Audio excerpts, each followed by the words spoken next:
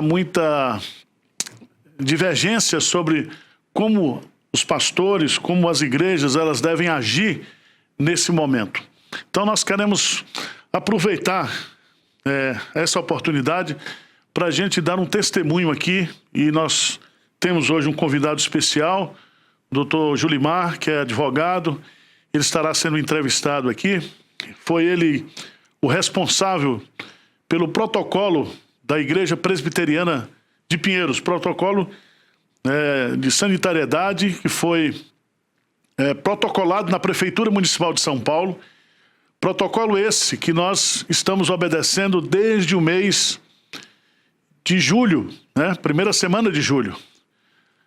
Da segunda semana de março até o último domingo de junho, a Igreja Presbiteriana de Pinheiros realizou todos os seus cultos online, toda a sua programação online. A partir do momento que houve a possibilidade, nós voltamos a tratar presencialmente, obedecendo todo esse protocolo. Depois nós vamos falar sobre isso. Eu quero fazer algumas colocações aqui, introdutórias hoje, por ser um programa especial. Primeiro eu quero fincar aqui um princípio, que é um princípio bíblico, e que é um princípio também da Reforma Protestante. Certa vez, um grupo de fariseus, escribas e fariseus, eles procuraram a Jesus, e eles perguntaram para Jesus se era lícito pagar tributo a César. Era uma armadilha para pegar Jesus. Está lá registrado em Mateus capítulo 22, a partir do versículo 18. Né?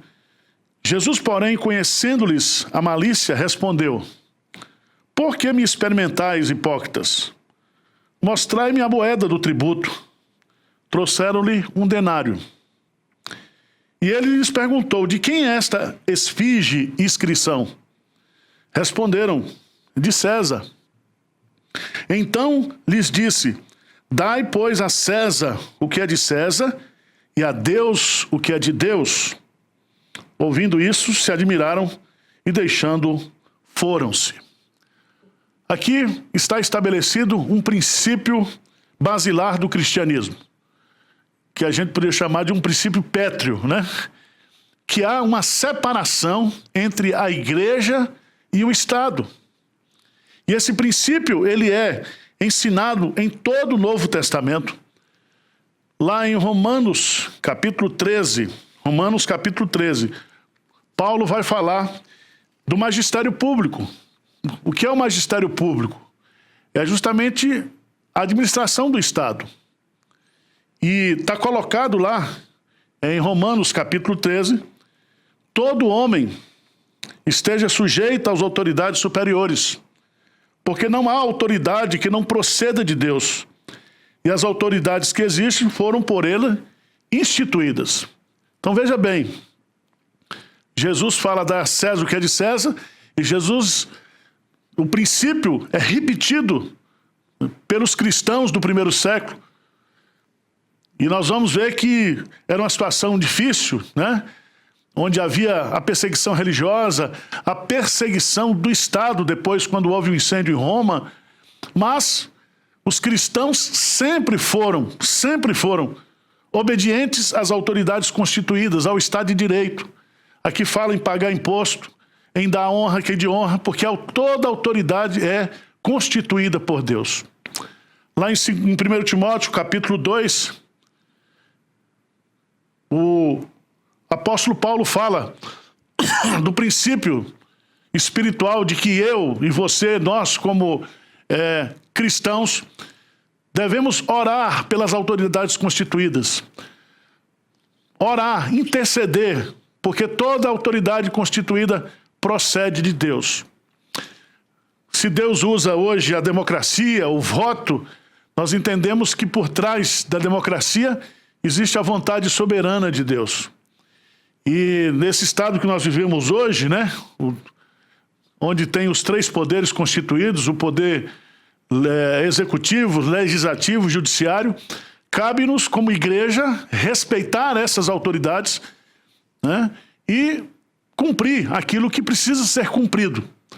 quando algum princípio, né, do Estado, ou quando o Estado interfere num princípio de fé, a Bíblia diz que aí nós faremos uma desobediência civil, porque o que está sendo pedido é uma afronta contra a nossa fé. Quem conhece um pouco de história, eu sei que você sabe, o cristianismo ele começa com esse princípio da separação entre igreja e Estado, mas você sabe que a partir do quarto século, com Constantino, né, o cristianismo praticamente venceu o Império Romano, e os imperadores romanos, junto com os bispos de Roma, ou com o bispo de Roma, começou a fazer uma junção, né, entre Estado e Igreja. Todos nós conhecemos, isso sai da Idade Primitiva, passa por toda a Idade Média, e quando chega no final da Idade Média, no século XVI, os nossos reformadores, né, os nossos irmãos reformadores, como Calvino, Lutério, Melancto, Zwinglio, eles voltaram novamente a defender esse princípio da separação entre a Igreja e o Estado. Infelizmente, nós vivemos tempos difíceis hoje, mas nós queremos aqui reafirmar, nós temos aqui os nossos símbolos de fé, nós temos aqui a Confissão de Fé de Westminster, onde tem um capítulo que fala sobre o magistério civil, magistério público, que é a autoridade constituída por Deus, o Estado de Direito. E está explícito aqui na nossa Constituição que há essa separação e que a Igreja não deve se miscuir nos assuntos do Estado, certo? Nem o Estado envolver-se com assuntos de fé, né? Pregação da palavra, a questão da família, a questão dos valores cristãos. O Estado não pode fazer isso, ou não deve fazer isso do ponto de vista daquilo que nós cremos, à luz da palavra de Deus. Nessa pandemia, nós entendemos que o papel da igreja continua sendo o mesmo, de pastorear o rebanho de Deus. Nós não podemos fechar as igrejas. E nós não fechamos aqui a igreja de Pinheiros. A nossa igreja funcionou, respeitando todo o protocolo. Quando foi possível fazer o culto presencial, nós fizemos. Quando não pôde, nós fizemos online, por isso que surgiu essa TV, ela surgiu na pandemia, diante da demanda das pessoas querendo ouvir. E hoje nós temos essa TV aqui, com a programação 24 horas no ar, justamente para atender às necessidades das pessoas. Então nós realizamos aqui os cultos, nós gravamos as aulas para as crianças, né? Então as aulas de escola dominical, essas aulas serão gravadas. Posteriormente, as aulas foram feitas em sistema de Zoom, né? Ao vivo, com todas as pessoas participando. E a igreja está cumprindo o seu papel. A igreja presbiteriana, como as demais igrejas históricas, elas trabalham fazendo discípulos para Jesus. Os membros, ou as pessoas que se tornam membros oficiais da nossa igreja, são pessoas que estão aqui não por causa do pastor, não por causa da cura, não por causa do milagre, mas estão aqui porque são seguidoras de Cristo, são discípulos de Jesus. Não são consumidores da fé. E eu quero dar um testemunho aqui, porque há muitos cristãos que não entendem, né, essa percepção. A Igreja Presbiteriana de Pinheiros não deixou, né, desde março do ano passado até hoje, de pagar as suas contas, porque os membros da igreja são dizimistas fiéis, são ofertantes generosos. Então, esse argumento de dizer, não, a igreja está forçando a barra para fazer cultos presenciais, nada disso. Agora, você não sabe o que está acontecendo nos bastidores. Você não sabe o sofrimento das pessoas, o desespero. E nós queremos usar esse programa aqui para dar um testemunho, né? O que é que as igrejas, eu estou falando igrejas sérias, igrejas comprometidas com a palavra de Deus, elas estão fazendo. E eu estou há 2 anos sem tirar férias, trabalhando ininterruptamente, de domingo a domingo, toda a equipe, na área de aconselhamento. Aumentou o número de transtornos mentais, pessoas querendo se matar, lares se destruindo, adolescentes pensando em suicídio, certo? Essa pandemia não é apenas uma pandemia do ponto de vista de enfrentar um vírus, mas esse distanciamento, tudo isso está gerando um caos. E a Bíblia fala que geralmente a peste sempre vem acompanhada da fome. E desde da primeira semana de março, essa igreja começou uma campanha de arrecadação de cestas básicas, que o nosso alvo agora é chegar a 60 mil cestas. São 60 mil cestas distribuídas em um ano. Eu estou falando da nossa igreja local, aqui de Pinheiros. Nós teremos aqui também o testemunho do nosso pastor Alberto. Ele falará um pouco aqui sobre o centro de aconselhamento que foi montado para cuidar das pessoas. Nesse centro de aconselhamento nós temos pastores, conselheiros treinados, psicólogos, e temos também, quando o assunto é clínico, é médico, nós encaminhamos para os psiquiatras, etc, etc, etc. Então, eu quero, nesse programa especial, levantar essa questão aqui e defender a importância e a necessidade das igrejas estarem abertas, os pastores trabalhando, cuidando. Isso é histórico, né? Eu creio que todo mundo já leu aí. Se você não leu, veja o testemunho de Lutero, quando houve a peste negra na Europa, e 2/3 da população foi ceifada. Onde estavam os padres? Onde estavam os pastores? Eles estavam na frente de guerra. Quando há guerras, quando há pestes, quando há fomes, os pastores e os padres, eles estão aí fazendo um trabalho de capelania, cuidando das famílias, cuidando das pessoas. Então, o programa de hoje é para a gente tratar desse assunto. E parar com essa hipocrisia de gente que não faz absolutamente nada, fica em casa, tem emprego garantido, tem dinheiro, certo? Mas saia do seu mundo, venha para o mundo real e veja o que está acontecendo no Brasil. E nós queremos discutir essa matéria do ponto de vista jurídico, do ponto de vista pastoral, do ponto de vista médico. Então, não saia daí, fica aí que daqui a pouco nós vamos bater um papo com o doutor Julimar, que é o advogado aqui da nossa igreja, o servo de Deus, e ele vai dar uma aula aqui para nós sobre o que está acontecendo do ponto de vista jurídico no Brasil. Fica com a gente. Um grande abraço.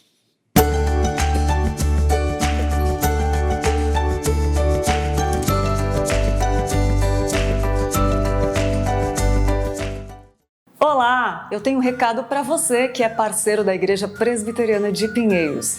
Queremos agradecer a você que durante esse ano de 2020 contribuiu e foi fiel em seus dízimos e ofertas. Graças à bondade do nosso Deus e à generosidade e fidelidade dos irmãos, nós cumprimos o nosso orçamento e pagamos todas as nossas contas. Mas o ano de 2021 se inicia com grandes desafios missionários. É isso mesmo. Vamos começar o projeto 5010 na Paraíba, que consiste na plantação de 50 novas igrejas em 10 anos. E também temos o compromisso de solidificar diversos projetos já iniciados aqui na cidade de São Paulo.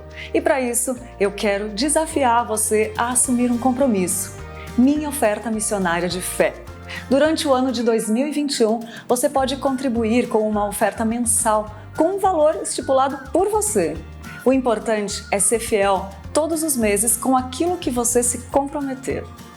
O planejamento do orçamento da Junta Missionária de Pinheiros para o ano que vem gira em torno de 8 milhões de reais. Isso dá aproximadamente 667 mil reais por mês em investimento missionário. Por isso que nós queremos convidar todos os crentes a se envolverem com missões. Nós contamos com você e com a sua oferta missionária de fé. Juntos, fazemos desta uma grande igreja missionária.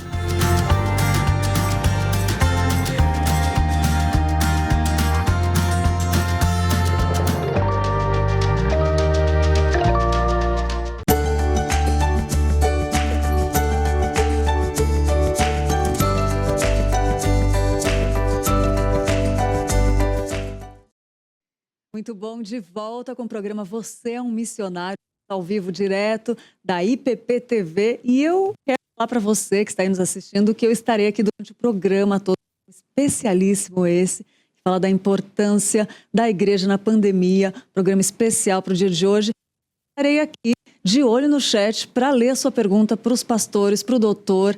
E eu quero que você já pense na sua pergunta, já envie e também aproveitar para falar que nós faremos o sorteio de 2 livros essa noite ainda. Esse aqui, Dízimos e Ofertas, são para hoje, do reverendo Hernandes Dias Lopes com o reverendo Arival Dias Casimiro. E outro livro, isso mesmo, são 2, Sofrimento, o Preço da Missão, do reverendo Arival Dias Casimiro. 2 livraços para você poder levar para casa hoje à noite. É muito simples. Para participar, é só clicar nesse link que está abaixo do seu vídeo aí, preencher com seus dados e hoje ainda, até o final do programa, no final do programa, nós estaremos sorteando. E prepara a sua pergunta, que eu quero fazer a questão de ter a honra de transmitir ela para o doutor e para o pastor sobre esse tema, a importância da igreja nesse tempo de pandemia. E agora eu passo a palavra para o pastor Arival para apresentar nosso convidado de hoje. Alô você, muito obrigado pela sua audiência. Nós estamos aqui para bater um papo de uma forma bastante elucidativa, esclarecedora, né? Está aqui conosco o doutor Júlio Maduque, advogado. Ele é uma pessoa especializada em direito também sanitário, casado com uma nutricionista, né? Então ele é uma pessoa muito especial. Doutor Julimar, por favor, faça a saudação para o povo aí. Boa noite a todos. Quero agradecer aí o convite do pastor Arival para levar uma palavra de força para a nação brasileira num momento tão difícil como esse que estamos vivendo. Doutor Julimar, vamos começar pela questão jurídica. Eu já fiz uma introdução aqui entre separação de igreja e Estado. Então, quais são os direitos constitucionais que a religião tem no Brasil? Sim. Primeiramente, é importante dizer que a nossa Constituição de 1988, no seu preâmbulo, ela já categoriza que a nossa Constituição foi feita, o preâmbulo fala sobre a proteção de Deus. Isso, nós começamos a nossa Constituição de 88, né, quando da sua promulgação, falando dessa essência do povo brasileiro na ligação com Deus. Então, esse é o exemplo mais prático, né, da nossa vinculação a Deus no Brasil.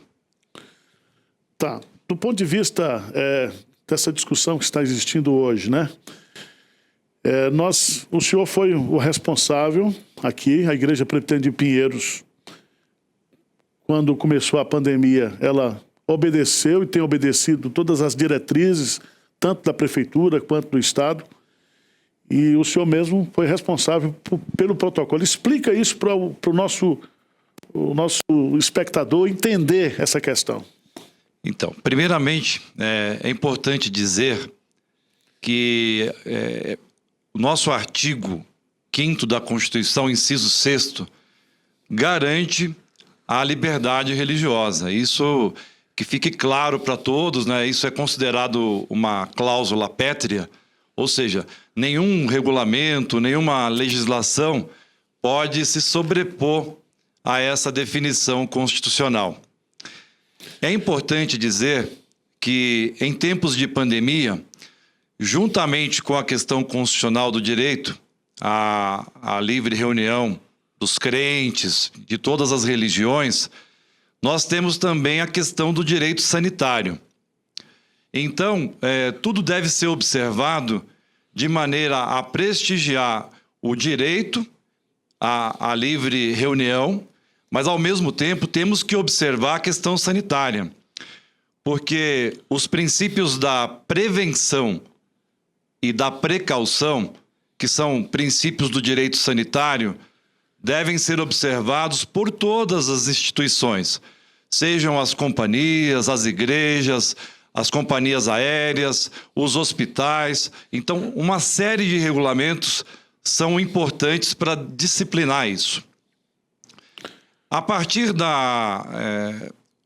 do momento que foram autorizadas as aberturas das igrejas no ano de 2020, a Igreja de Pinheiros prontamente montou uma comissão envolvendo médicos, envolvendo advogados, pessoas habilitadas, para poder elaborar um programa para que a abertura da igreja fosse feita com total cuidado.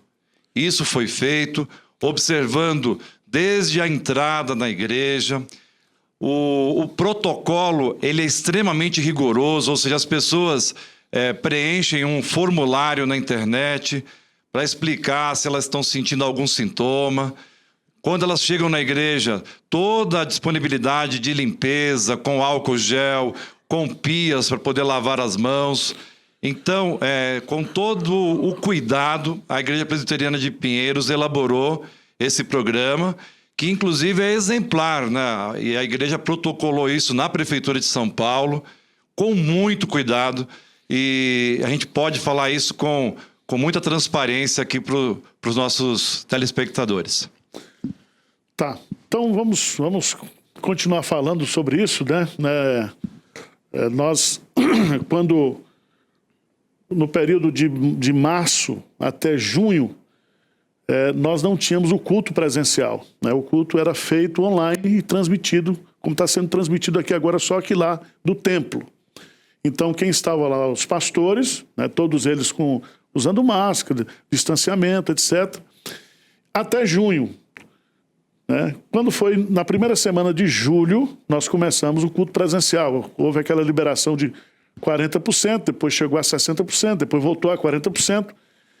Domingo agora nós tivemos aquela decisão, né, praticamente no sábado à noite, quando nós já estávamos prontos para fazer o culto online, onde se permitiu a presença de 25%.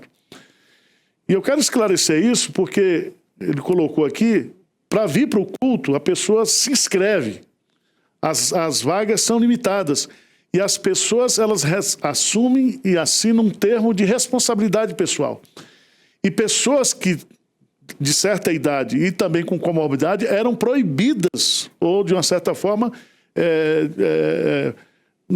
não se aconselhava que elas viessem, né? Nós tivemos aqui casos, só para dar um exemplo, de que a Santa Ceia era dada individualmente, às vezes durante a semana, vinha uma pessoa e os pastores aqui davam a Santa Ceia para os idosos acima de 65 anos, fora de reuniões coletivas, mesmo a gente tendo, né, essa questão. Alguma pergunta, Lídia? Sim, pastor. Temos uma pergunta aqui do Márcio Milian, que ele fala o seguinte, pergunta: no que consiste a desobediência civil e em qual circunstância o crente evangélico deve praticá-la? Então, quando nós vamos falar sobre desobediência civil, nós temos que ter todo um cuidado muito especial com essa questão, porque, primeiramente, a igreja e a sociedade, ela deve sempre observar, cumprir a legislação, observar o cuidado com o próximo. Então, quando se fala de desobediência civil, seria realmente um exagero, né, quando as autoridades começam a ultrapassar todas as regras e vão permitir, não vão mais permitir a reunião, não vão permitir mais o trabalho. Então, são questões muito sérias que a gente tem que ter um cuidado muito grande. E o Brasil tem autoridades constituídas, temos as nossas dificuldades, temos as igrejas, temos os partidos políticos, todos devem ser observados com muita cautela e sempre buscando a preservação da paz social. E a preservação da paz social é muito importante para que nós possamos garantir o equilíbrio das famílias, que os alimentos cheguem às casas. Então, eu observo que a questão da desobediência civil só em casos muito extremos. Isso aí. Doutor Gilimar, é uma questão que você é um estudante do direito, né? e nós estamos vivendo, até que ponto existe uma politização, né, por exemplo, agora do Supremo Tribunal Federal, como houve lá nos Estados Unidos recentemente. Como é que você vê? Porque lá as igrejas estavam fechadas, depois foram liberadas porque entrou a juíza. E aqui um juiz, um dia dá uma sentença, no outro dia o outro dá a sentença e o presidente joga para o plenário para se decidir. Existe essa politização nessa discussão religiosa ou não? Sim, hoje, infelizmente, a politização ela é observada globalmente. E o que nós percebemos, por exemplo, nos Estados Unidos, reflete isso. Quando, no início da pandemia, alguns estados americanos, por exemplo, Nova York e a Califórnia, baixaram normas proibindo a reunião das igrejas.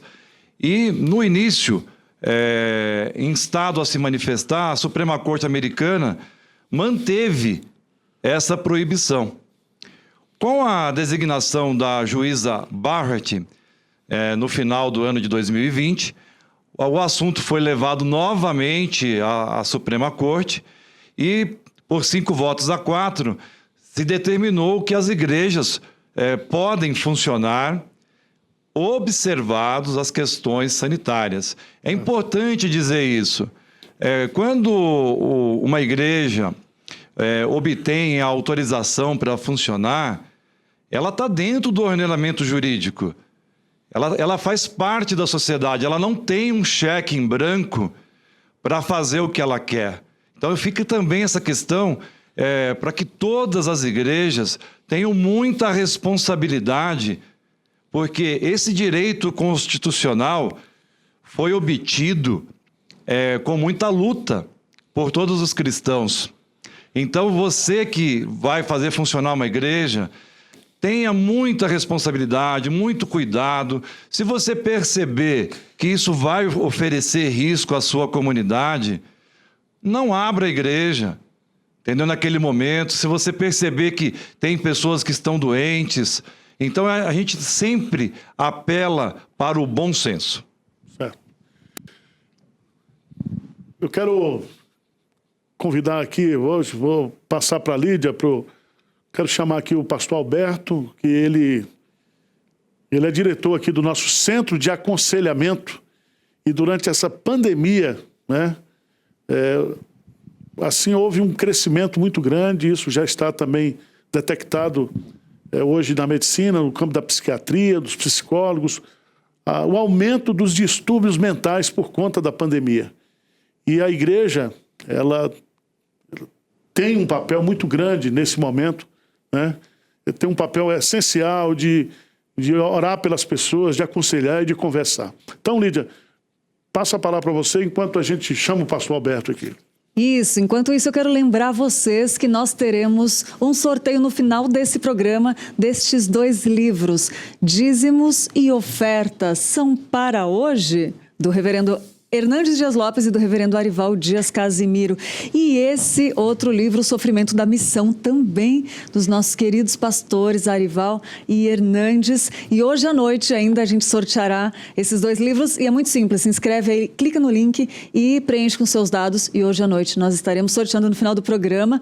E lembrando que daqui a pouco eu já vi que tem perguntas aqui, daqui a pouco a gente volta com as perguntas. Agora vamos lá falar com o reverendo Alberto, né, pastor Arival?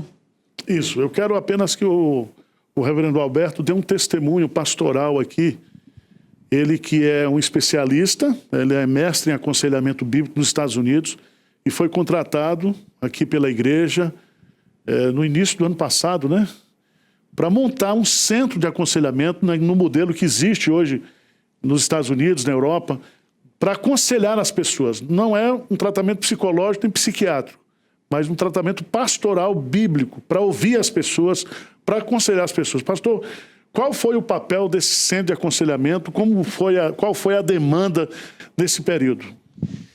Eu gostaria de saudar a todos que estão acompanhando o programa Você é um Missionário.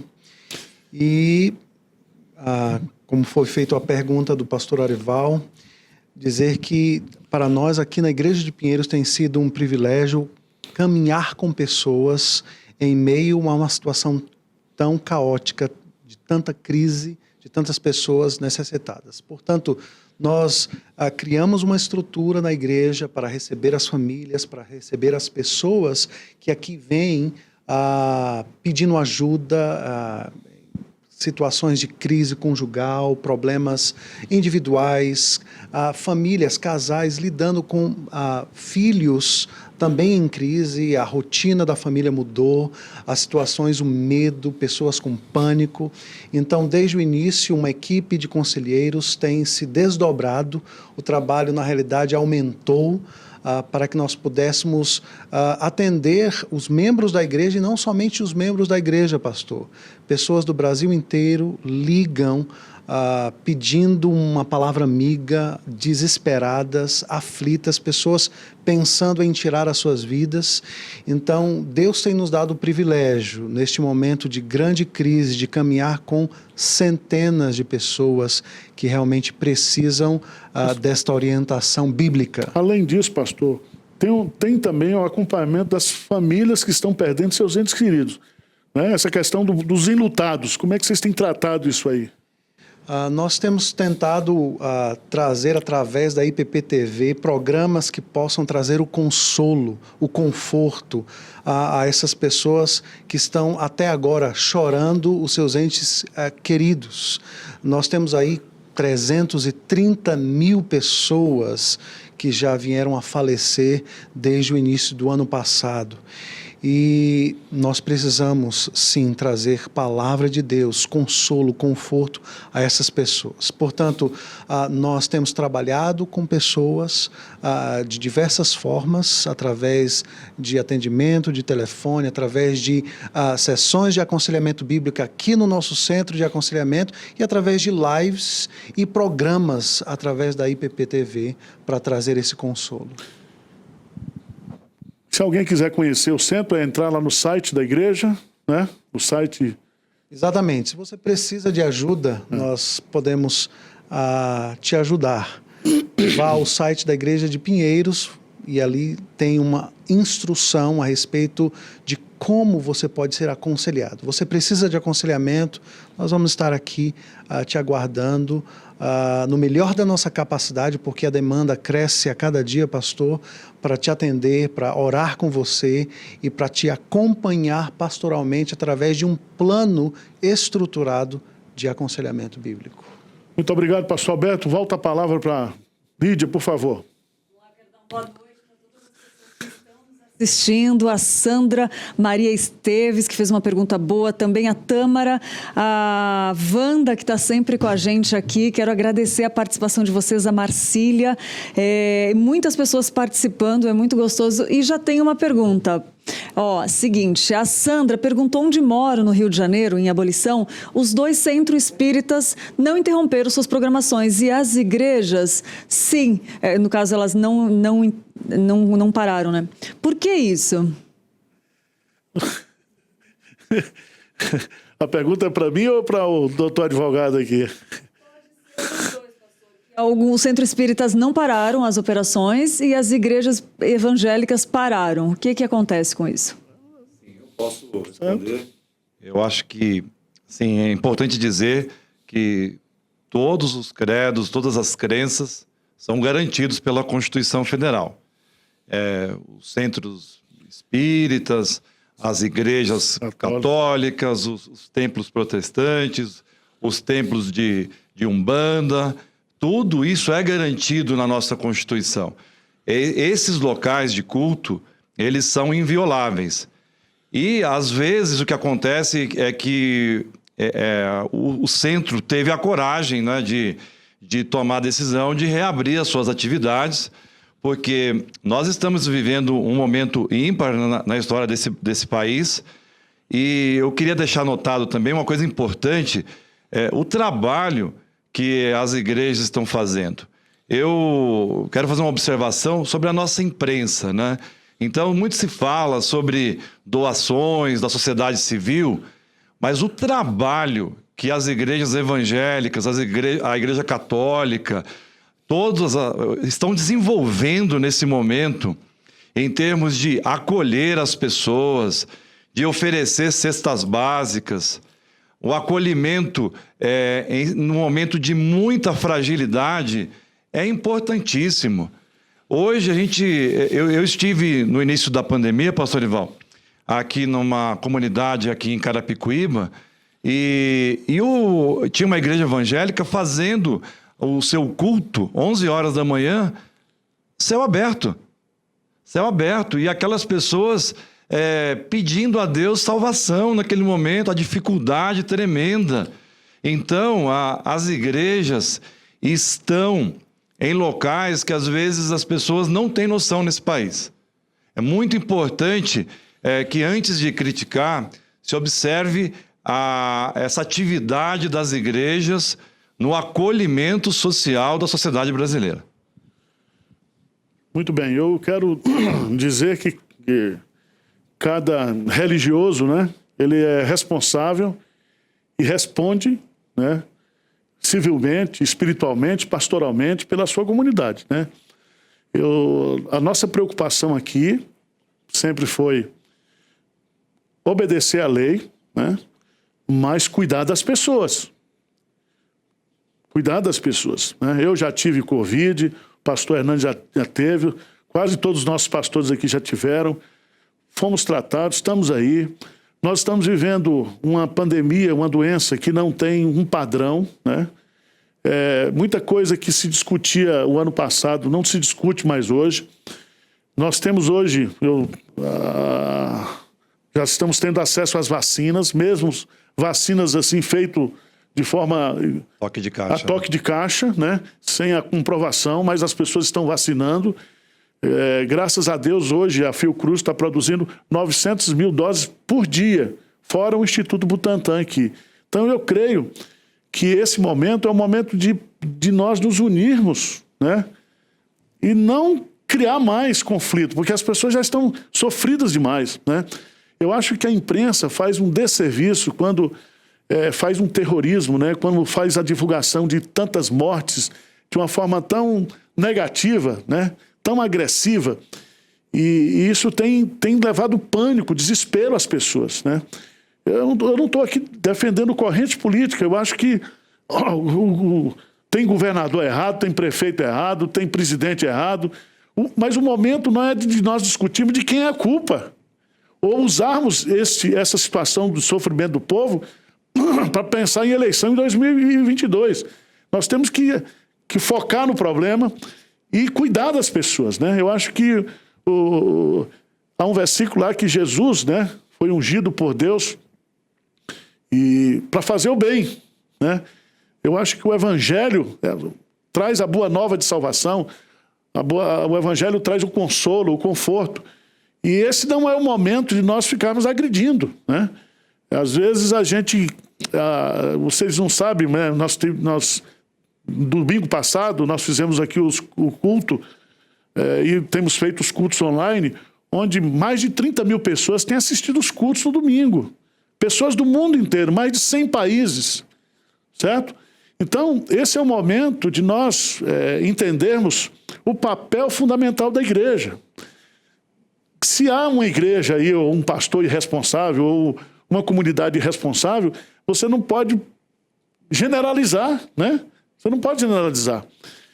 Eu vejo que as pessoas estão perdidas. Você tem ali os centros de excelência pesquisando, estudando, mas você tem um médico e o profissional de saúde que está lá na ponta, cuidando, se matando, né? Se não fosse, né? Esses profissionais de saúde, esses médicos, esses enfermeiros, muitos que já morreram, a situação estaria muito pior, né?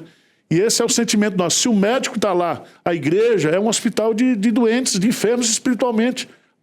Então nós não podemos fugir disso, né?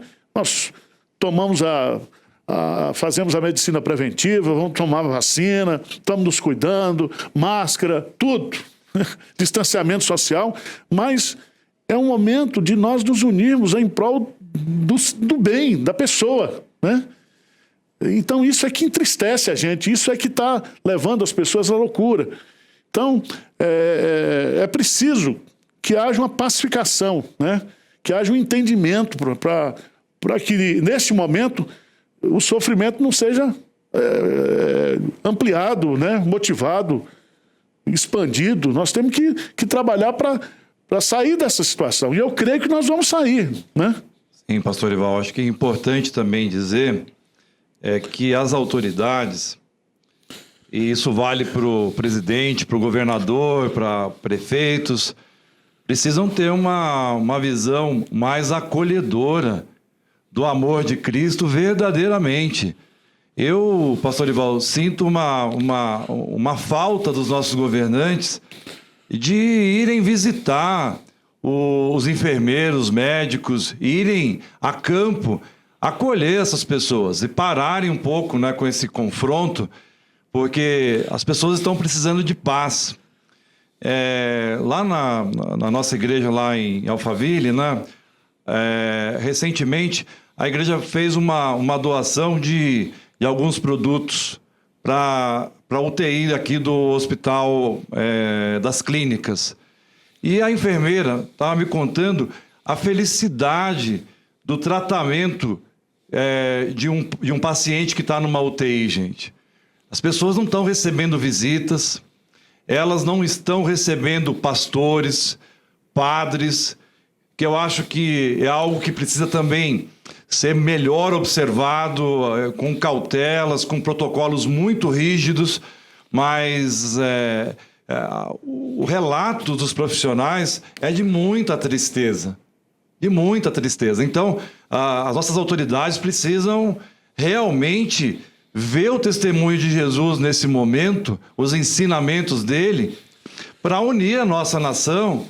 E você, né, que está com a sua igreja fechada por uma série de dificuldades, você pode fazer a diferença, né? Reúna a sua igreja, né? Verifique com a UTI aí do hospital da sua região o que eles estão precisando, né? Porque no início dessa pandemia, né, nós tínhamos aquelas músicas cantando para os enfermeiros.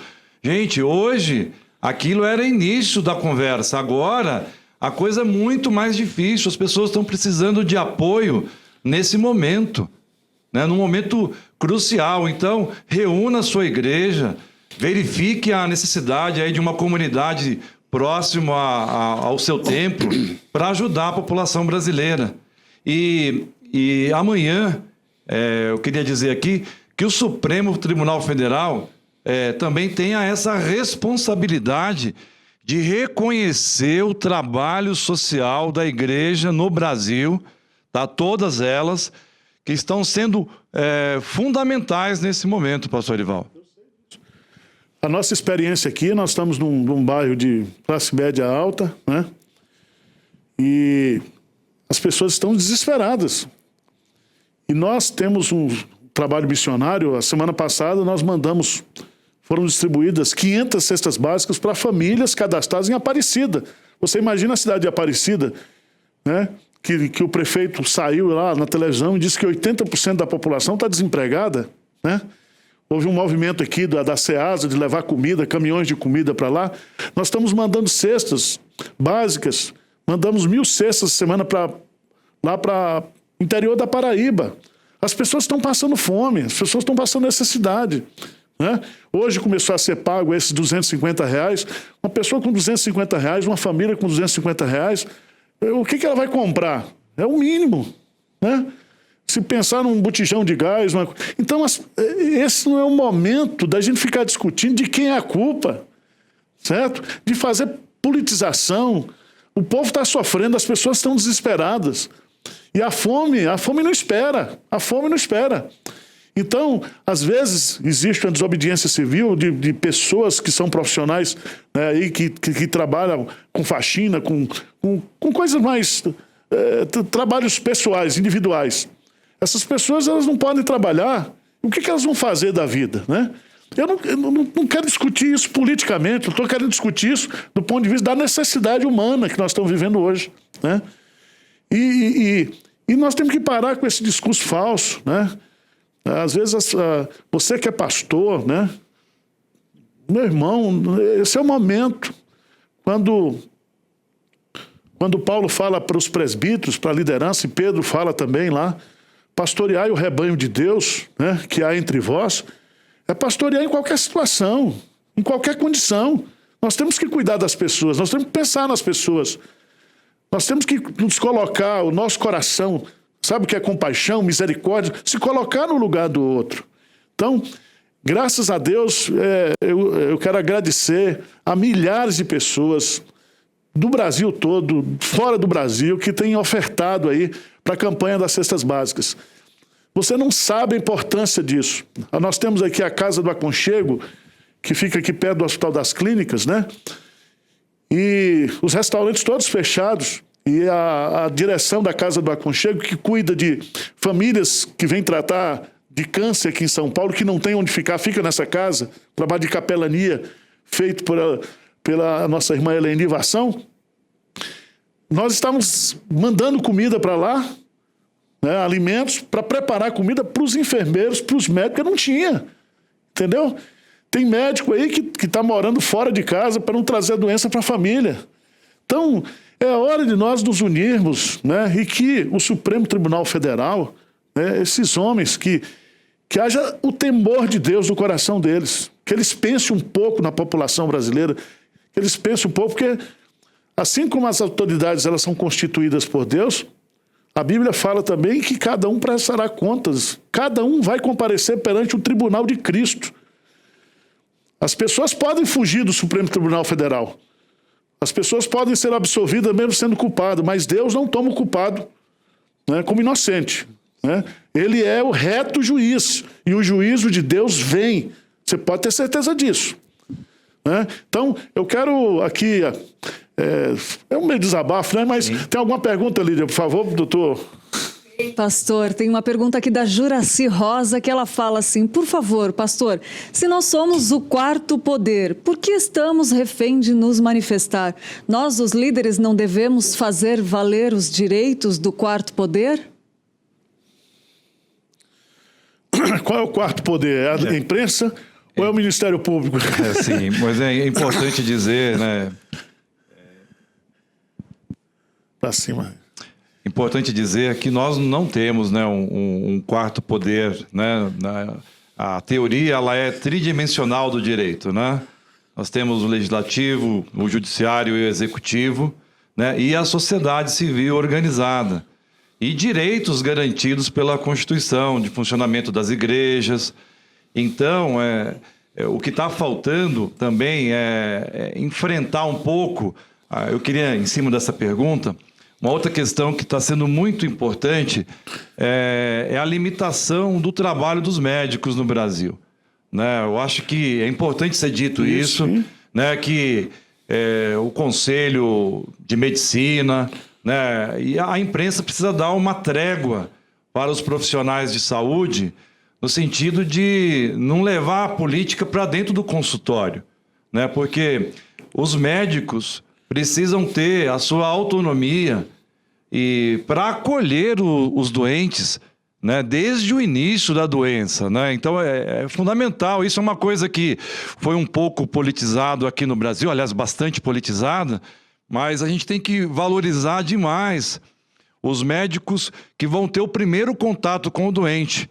E as pessoas não podem ter medo de procurar ajuda desde o início. Né? Nós tivemos muitos casos no Brasil de pessoas que ficaram aguardando, né, dentro de casa. Às vezes não tomaram medicamento nenhum, porque, olha, você vai tomar só um antitérmico, mas não. Você deve procurar ajuda o mais rapidamente possível. E um outro ponto importante em cima dessa pergunta, né, é observar muito, gente, essa questão da nutrição no momento. Né? Gaste tempo você em procurar. Na internet hoje tem muito conteúdo de ótima qualidade. Né? Cuida da sua saúde, da sua imunidade. Né? Nós temos grandes profissionais no Brasil.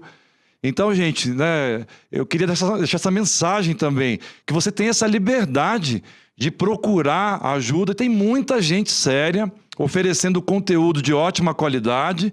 Então, gaste tempo em preservar a você e a sua família. Isso mesmo.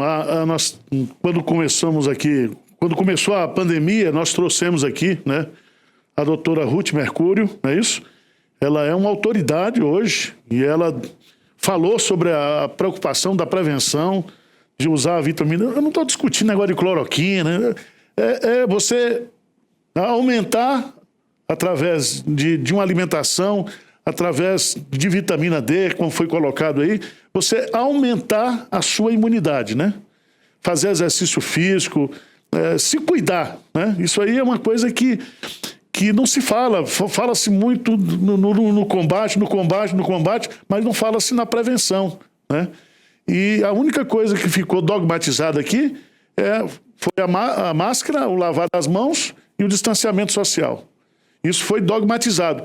Mas não se abriu espaço. Nós temos um caso agora de um prefeito lá em Santa Catarina, né, que assumiu a prefeitura no início desse ano, e ele fez um trabalho, fez um lockdown de 2 semanas para montar uma estratégia de tratamento preventivo, né?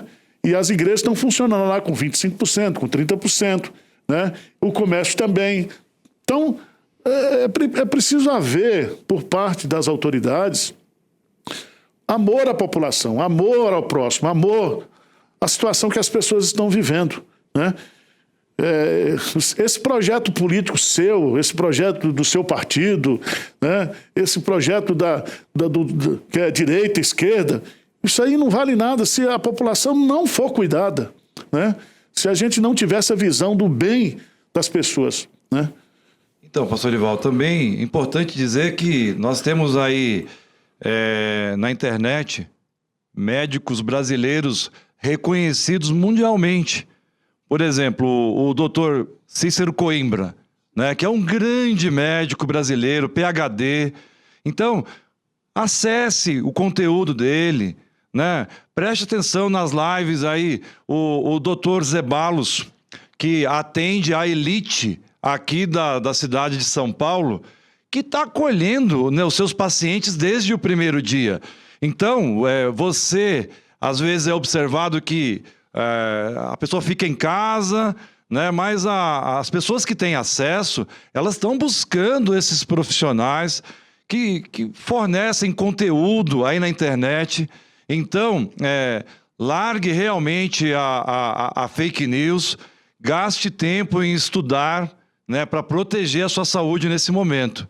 Então, eu citei esses 2 nomes, porque são pessoas de autoconhecimento que estão ajudando a população, pastor Edivaldo. Vamos lá, Lídia, alguma pergunta mais aí? Tem muitos comentários, o programa tem muitas pessoas assistindo e comentando aqui que está muito bom o programa, mas eu vou focar nas perguntas que estão mandando. Aproveite, se você tiver alguma, já manda aí que estamos, né, para fazer essas perguntas aqui. O Edson perguntou o seguinte: gostaria de perguntar na questão de separação entre igreja e Estado, qual a posição do presbitério em relação à participação de pastores na administração federal? Não, isso está claro na nossa confissão, né? Na nossa confissão de fé, que qualquer cristão, ele pode fazer parte do magistério público, ou por concurso, né, como é o caso do pastor André, que foi ministro da Justiça, mas ele é um funcionário de carreira da Advocacia Geral da União, certo? Agora, o que se não pode é usar essa questão do discurso evangélico, da bancada evangélica, para tirar proveito próprio, né?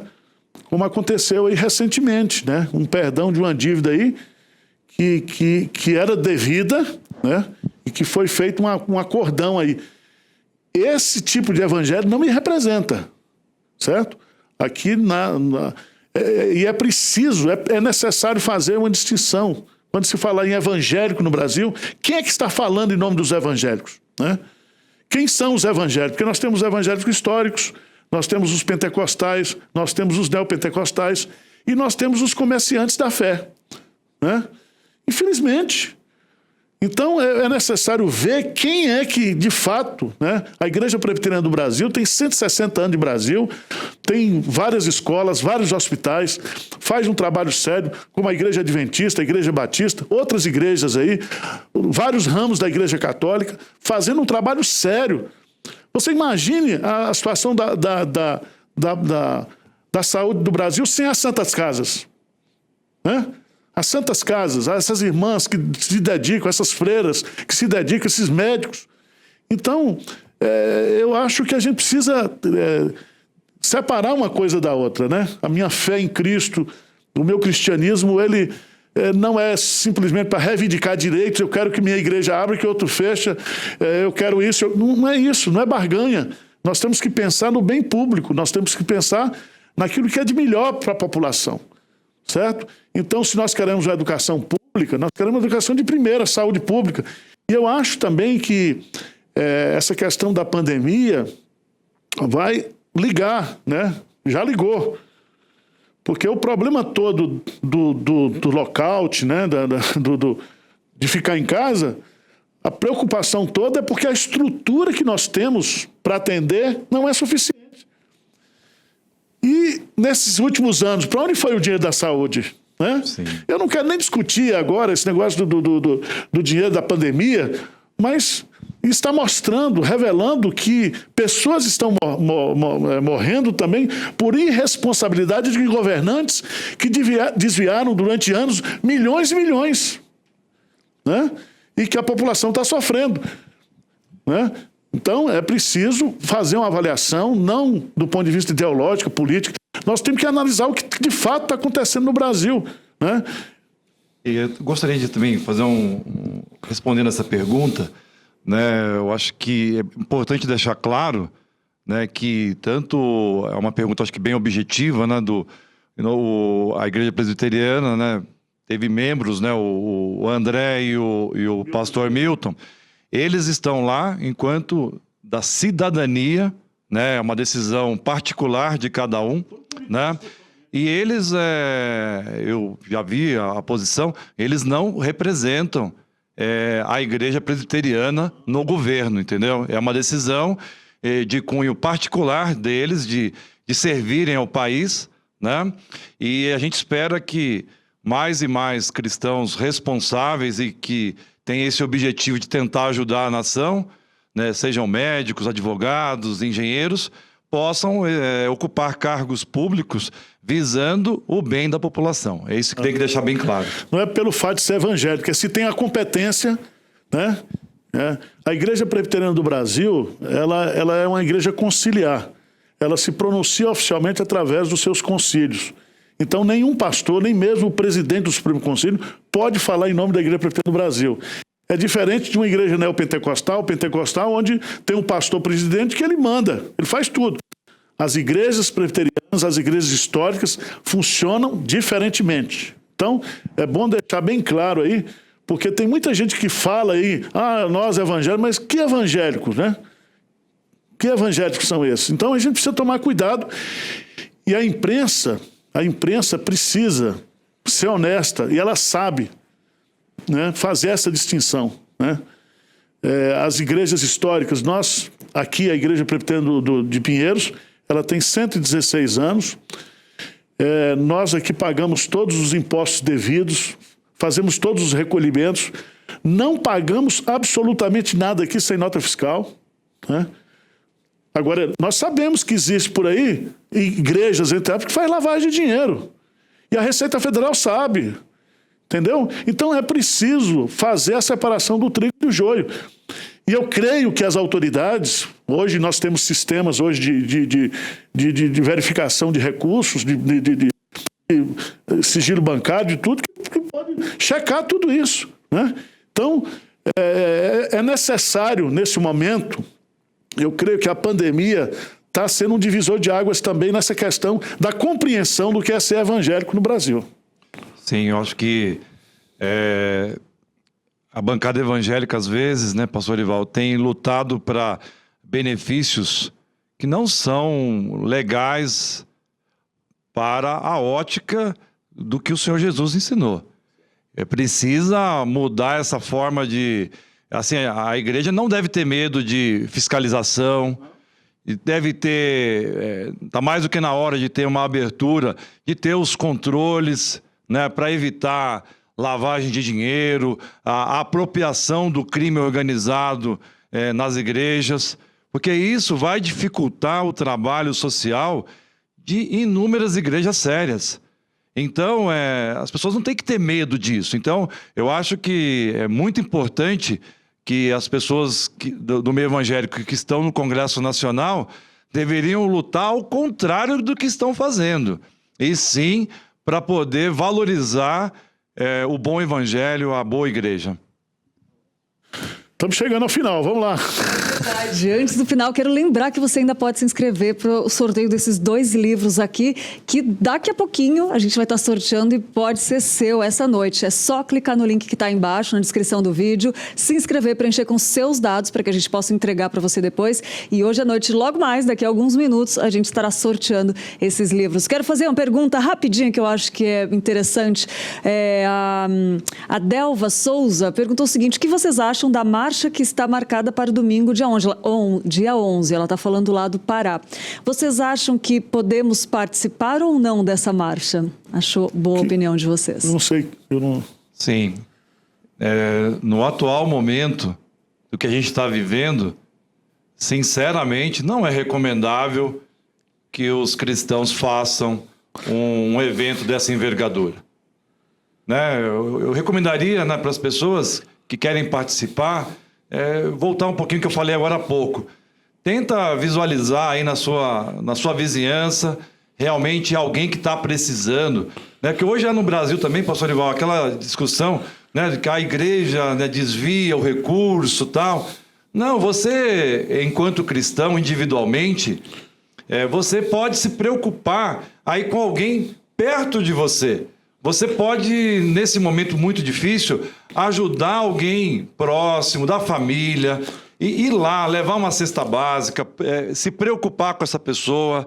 Se você tiver condições, né, se você tiver, forneça um exame. Gente, hoje, às vezes uma tomografia computadorizada hoje salva uma vida. Eu participei disso recentemente, pastor Ival.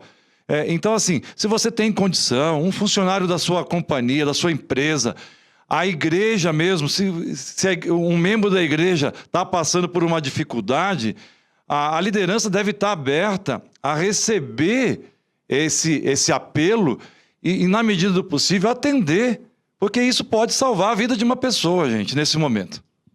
Eu, particularmente, acho que não é hora de fazer marcha. Nós temos que nos preocupar com essa questão da aglomeração, né? Evitar as grandes aglomerações.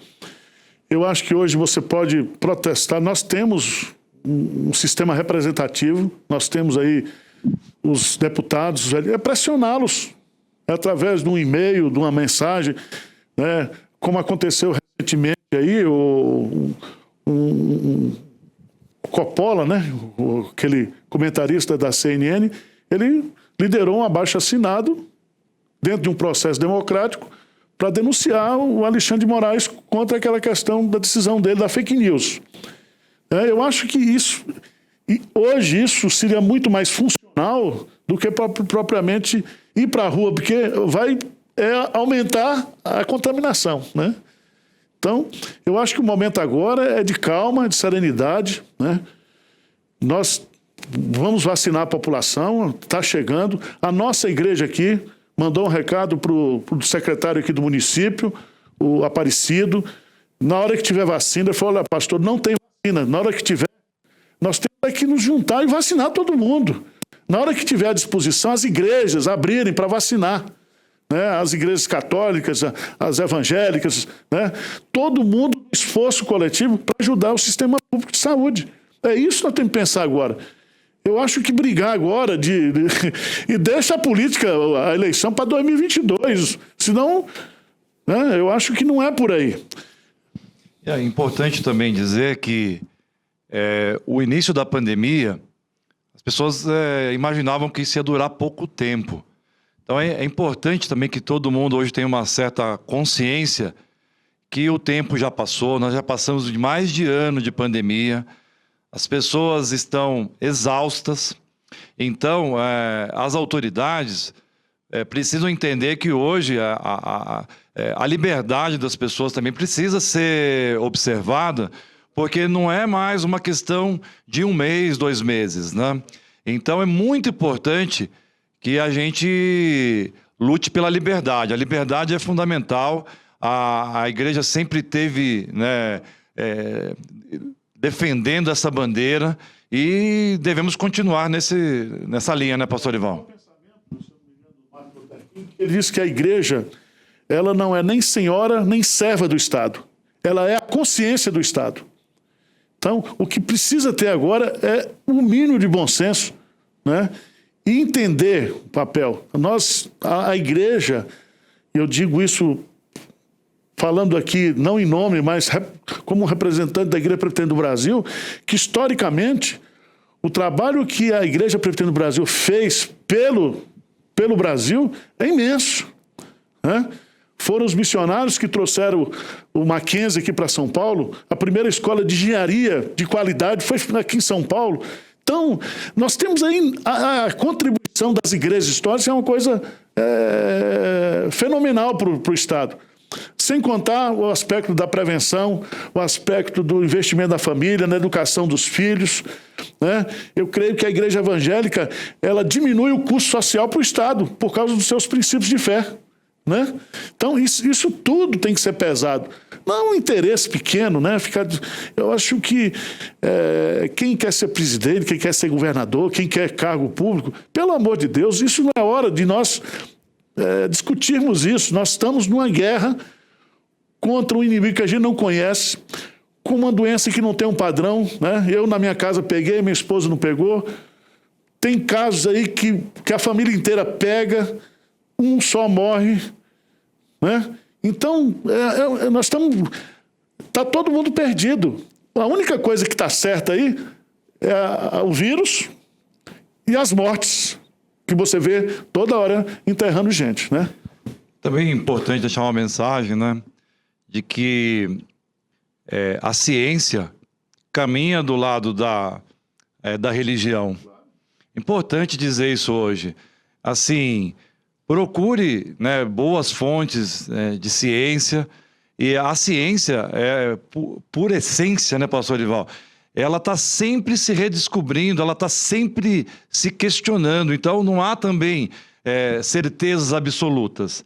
Até o momento que alguém trouxer uma novidade que muda o entendimento anterior, você vai ter que ter a sua mente aberta para poder acolher isso. Então, é muito importante que as pessoas também não desdenhem dos nossos cientistas, gente que está muitas horas aí estudando o vírus. É importante dizer que a P1, por exemplo, essa nova variante do Brasil, ela traz uma novidade, porque nós não estamos atualmente com o conhecimento do primeiro mundo, que já tinha feito uma série de pesquisas sobre o início do Covid. Nós estamos com uma cepa nacional. Então, a gente depende hoje dos nossos cientistas para entender o tempo de maturação, quanto tempo, a transmissibilidade. Então, a gente tem que valorizar demais a nossa ciência. É muito importante isso, porque não dá para sair de peito aberto por aí. Eu quero terminar, né? Quero agradecer ao Dr. Julimar Duque, quero agradecer ao pastor Alberto, a Lídia, a você que está nos assistindo. E quero dizer para você que a origem da fé e da ciência é a mesma, é Deus. A fé caminha com a ciência. E nós temos que unir, né, essa questão do conhecimento científico com a fé. E é preciso tomar cuidado, porque o nosso foco é Deus. Existe um Deus, como foi lido aqui, nessa questão da Constituição, né? E Deus permitiu que viesse essa pandemia também para destruir os nossos ídolos, né? O ídolo do dinheiro, o ídolo do conhecimento, né? O ídolo da ciência, como aconteceu lá, né? Com as pragas do Egito, todo o panteão egípcio foi destruído com pestes. Então nós precisamos ter humildade, nós precisamos ter humildade, dependência. Daí que eu entro que o papel da igreja agora é orar, é cuidar das pessoas, é mostrar o amor de Deus e interceder para que a ciência pesquisa e que Deus nos dê uma solução científica, né? E a fé, nesse momento, é muito importante, né?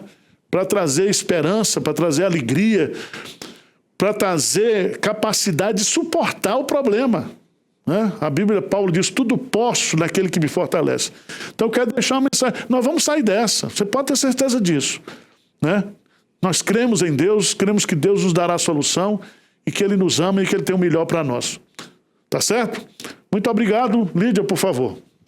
Muito bom, eu quero pegar o comentário da Alda Lúcia, representando todos os comentários aqui de muitas pessoas que gostaram muito desse programa e do programa Você é um Missionário, toda terça-feira, né? A Alda comentou assim, o programa está uma bênção, maravilhoso e esclarecedor, e é muito bom o trabalho da Igreja Presbiteriana de Pinheiros. Boa noite, abraço, Deus os abençoe. Vamos lá então para um momento muito esperado também do programa, que é o sorteio dos livros, e vamos começar com este livro que foi escrito com o propósito de trazer luz a um tema que está sendo distorcido por uns, combatido por outros e negligenciado por não poucos, né? Esse livro do reverendo Arival Dias Casimiro e do Hernandes Dias Lopes. Vamos lá então ver mais cerca de 100 pessoas inscritas para o sorteio. Vamos ver quem vai levar esse livro hoje para casa. Dízimos e ofertas são para hoje? Vamos ver quem vai levar esse livro para casa. Está rodando. Nossa esperança é que esse livro seja um instrumento precioso nas mãos de Deus para esclarecer, encorajar e despertar a Igreja de Cristo a ser fiel àquele que é o dono de todas as coisas. Quem ganhou?